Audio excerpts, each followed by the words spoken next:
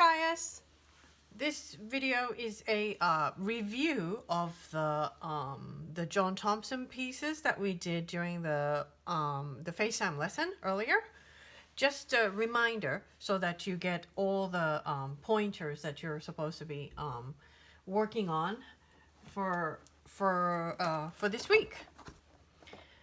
First, I think we did, yes, yes, of course, we did the Rage Over the Lost Penny, and then what you wanted to work on was the middle part.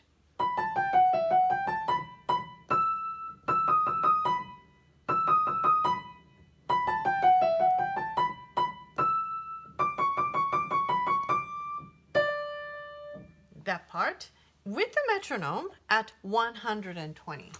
So I guess I will just set it up at 120. Here we go. Okay. 2, 3, 4.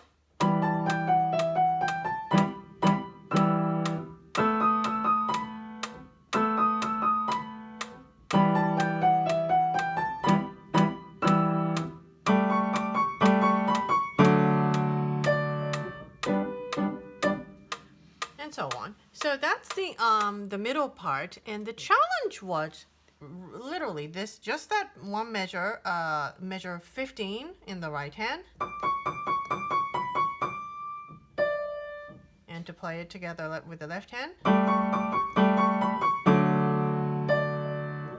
So you can just practice that part over and over again until you got it down. And right now I'm not using the metronome, but you absolutely should be using the metronome. I'm just turning it off because I thought it might be noisy. So 120. And you want to practice so that you can do it 10 times in a row without messing up. So try it at least 5 times in a row without messing up. Just do those 2 measures. And that's 1, and keep on playing until 10 times. You really should be practicing at least 10 times, just those 2 measures. And you need to be able to nail it 5 times in a row. If you can only do it 3 times, start over, start counting. You get 1 down, second one good, third one good, and continue practicing until you can really do it 5 times back to back without messing up. Okay? So that's the Rage Over the Lost Penny. I think once you know how to play measure 15 and 16 well, the whole piece is going to be fine. You don't have a problem with, with the rest of your music. And generally okay, I guess. One challenge, I think, is just the fact that it's kind of long. It's, I believe, 24 measures long. Yes, it's a 24 measure piece. It's pretty fast, but it's a lot of notes. And there are, it's a little bit ahead of what your level is at the John Thompson book. So it is a little bit hard, but you want to be able to just say, and try to, if you memorize it, it's even better. If you can play with the book, with the book away, so that you could just look at your hands and just focus on the music that you're playing, that'll be ideal. Try to be able to do that and play beginning to the end with minimal, minimum stopping. You can allow yourself maybe getting stuck like once or twice. If it happens to be happening more than that, mark the part that you are making the mistake and put a circle on it and work on that part until and it's really important to be aware where you're getting stuck so that you can improve on those. Okay, so that's Rage Over the Lost Penny. So, do the best you can to be able to, first be able to nail measure 15 and 16, and then play all the way from the beginning to the end without stopping maybe more than once. I think once is okay. 2 times, 3 times, too many. Okay, because the music is not that long. Okay, so now the falling leaves. I think we talked about the falling leaves. I believe you have a new tempo. 110, I think, on the falling leaves. And the biggest, since the music itself is repetitive and not so difficult, now we really want to focus on the dynamics. Start at mezzo piano, which means moderately soft, and then crescendo into the accent on the high D with the left hand, and then keep it loud until you get to the E. E is still loud, and then last note you just play softer. And, you know, even if you didn't, you know, you really don't want to play that E. The left hand is a G, right hand is an E, that fourth measure. Don't play that loud. Don't play that soft, because if you play it soft, you just cannot get softer enough. The thing about piano sound is that once you play that note and you're holding on for 2 beats, by the time you're playing that note already sounds a lot softer. So you basically just have to match the next note with the volume level that the previous note was at. So let me, I think you got the good idea during the lesson. So this is just a recap. So I'll play the whole first line, starting at mezzo piano, moderately soft, and getting louder to the high D.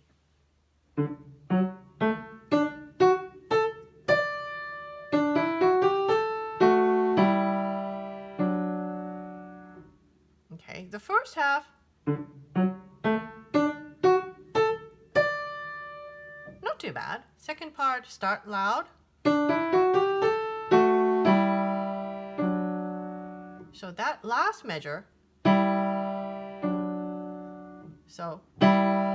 it's already getting softer, and you just sort of match with the volume that you were at after you've sustained the note for 2 beats. And same thing goes for line 2 and line 4. Now line 3, I think I remembered, you know, talking during the lesson about how it's supposed to be first 2 measures forte and immediately soft on measures 3 and 4 of line 3. So it goes.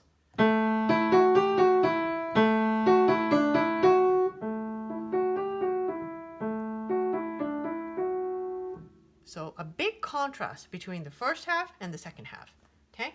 And the very last line, where you have the fortissimo, same thing, very loud, and then immediately soft.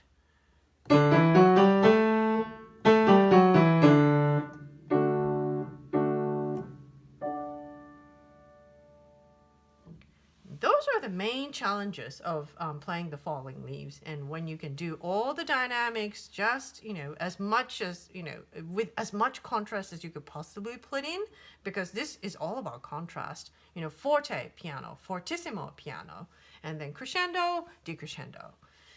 So yeah, it's a great exercise for that. Okay, so now the next one we did was Dutch dance. Dutch dance is, I asked you to practice just the right hand. I think the metronome was set at 100. And remember, this is a different hand position. Well, the Rage Over the Lost Penny was in the G major, but you don't have a G major hand position on that one. Only the left hand does. So the left hand, actually, I don't need you to practice the left hand on Dutch dance this week, but if you were to play, it's the same hand position as the Rage Over the Lost Penny. So it's a G major. The left hand is doing.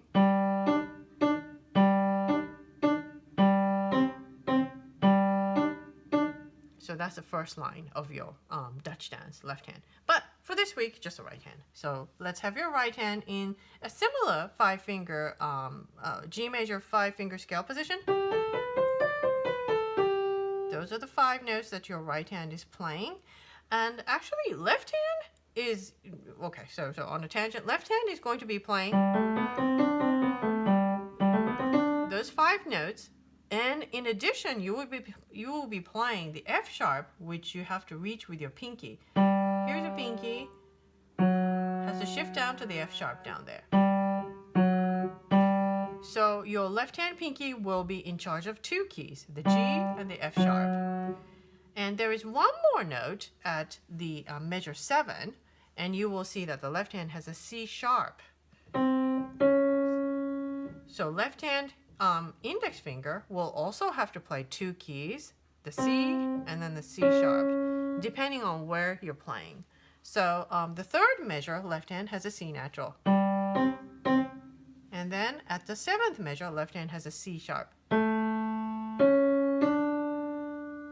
So, so in addition to the 5 notes that are 5 G, A, B, C, D, in addition to those, the left hand will be playing the F sharp and then the C sharp. So you have totally 7 keys. So that's the left hand, out of the way. Right hand, only 5 notes, 5 keys. The only thing that's hard about it is to make sure that your eighth notes line up very well. So you don't have very many eighth notes. You have it right there at measure 5, beginning of the second line. And then you have the eighth notes right there. And then a little bit at the measure 15, so just a little bit there. So I will have the metronome set at 100, and I think I said 100. Well, if I'm wrong, please use the metronome marking that we agreed on. I couldn't quite remember. So I'll play just the right hand all the way through, all 16 measures. 1, 2, 3.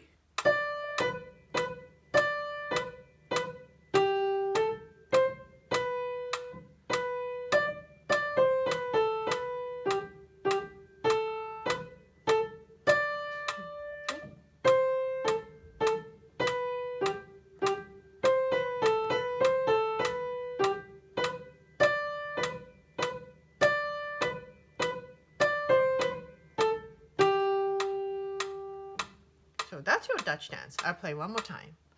3.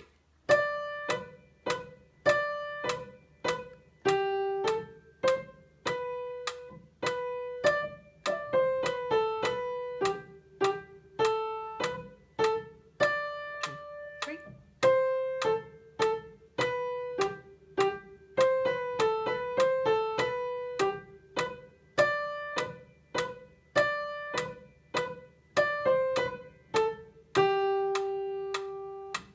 Okay, so that's your right hand, and at 100. You may have noticed that I was adding more staccato and more articulation than what you actually see on the page. That's because they give you a little bit of information at the top of the page. In Dutch dance, the accent is a very heavy one. It says that's the fourth sentence. The next sentence, it says, the first beat is usually phrased into the second and tossed off sharply. So phrase into that, and then you bounce off the second measure. And imagine children dancing in their wooden shoes. Obviously wooden shoes are hard bottom, so you're going to hear a lot of click, click, click kind of a sound. And you don't have much control over how you dance with using your toes or anything. It's nothing like the classical, like a ballerina on the toes. It's very different than that. It's really, imagine dancing very flat-footed.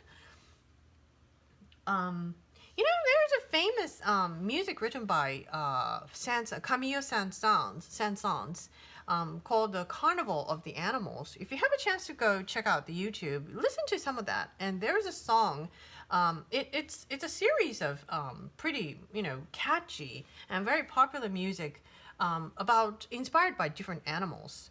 And there's like a, song about the aquarium. Do they have the dinosaur? I know that they have elephants. And the swan is the very famous one.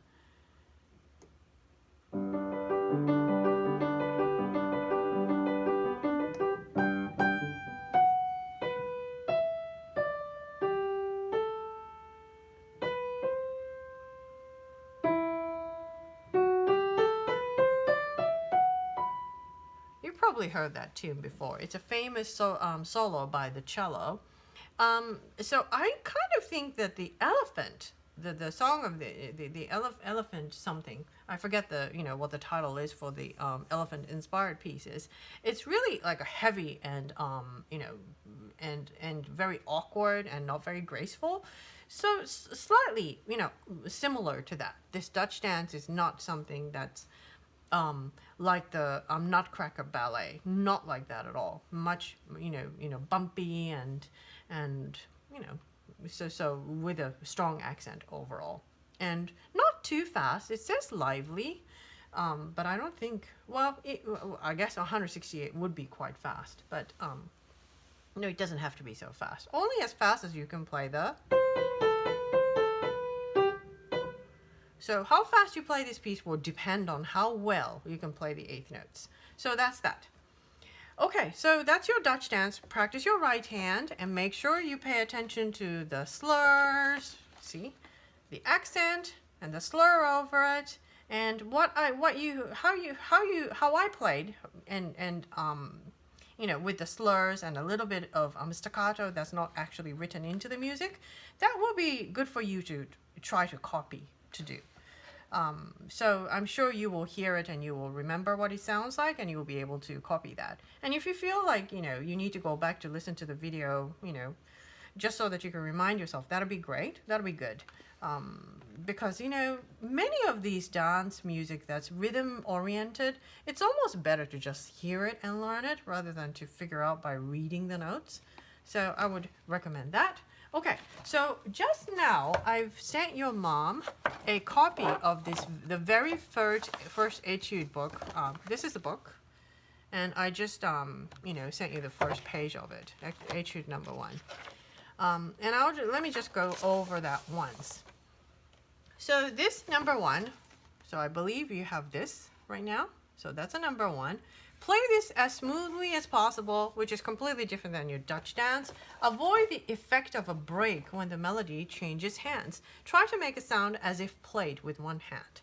So this is, as you can see, you do not play both hands at the same time. It's always right hand goes first, left hand goes next, right hand goes, left hand, right hand, one note with the left hand, then immediately right hand and left hand and right hand and left hand.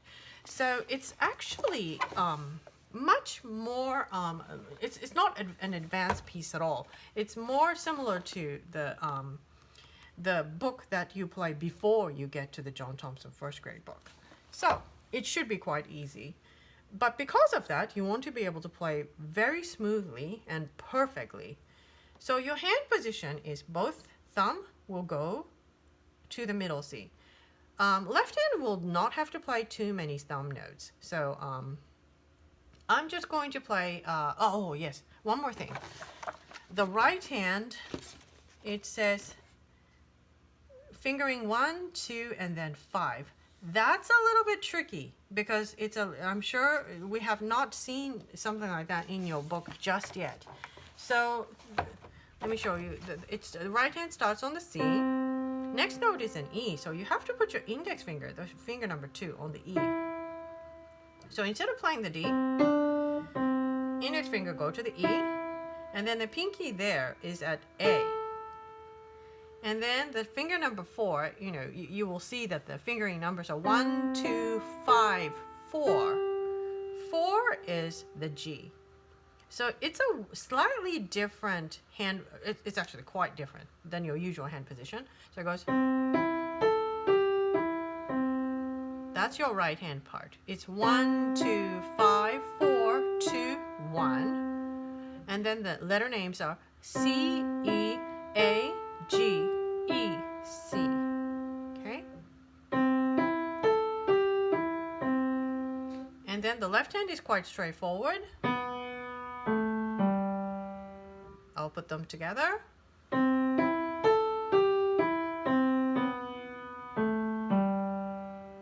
Okay, one long line, and repeat this. And the second phrase, starting from measure 5, it's exactly the same. Repeat the same thing.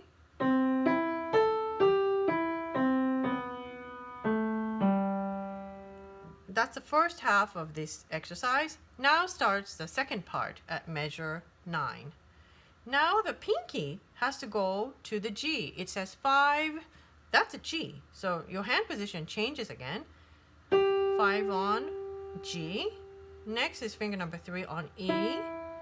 And then next you see a finger number 2 on C sharp. So that's already another, you know, still a different hand position. 1, 2, 1, 2. Okay, and then the left hand has a quarter note at beat 3 of measure 10, and it's finger number 3 on A. Okay, so those two measures, 9 and 10 go. Next, right hand pinky, next position is A.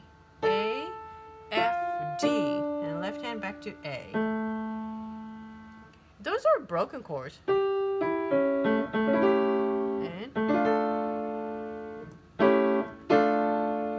so it's a little, it's a quite a sophisticated little section. I will play now on both hands, all the way to the end, starting from the second half, starting at measure 9. G. And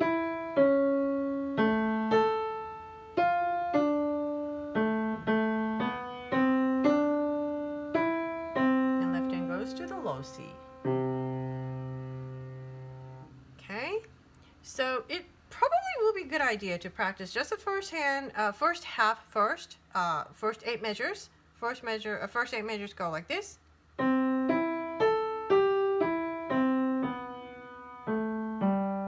Again.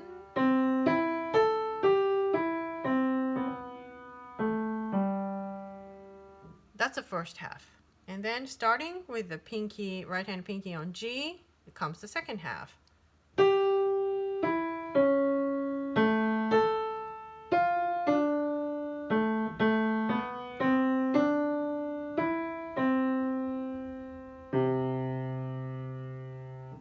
The second half, I'll go over the right hand again. The first, that hand position, that one, and that one are 3 different hand positions. The first is G, E, C sharp with a 5-3-2. Next is A, F, D, 5-3-1 on A, F, D. And then now the this one here, the right hand is now, finger 2 goes on the D. So the left hand is usually, you're mainly playing those four notes, and then for the very end, the left hand just goes down to the low C. So left hand has only 5 notes to play. Right hand has a lot more. You have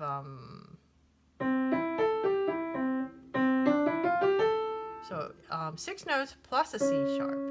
So you actually have that's 7 notes on the right hand, which actually is the opposite situation to your Dutch dance. Your Dutch dance will have 7 notes on the left hand and 5 notes on the right hand. This Etude number 1 has 7 notes for the right hand and just 1, 2, 3, 4, and 5 for the left hand. So yeah, give it a try. After you well, maybe in a couple days, I would like you to first learn the Dutch dance and get the Rage Over the Lost Penny all good. Practice those sections and do the dynamic exercise for falling leaves. And when you feel like at least like the Rage Over the Lost Penny sounds good, then go to this Etude. It'll be good to add on. Okay, so keep practicing. Bye.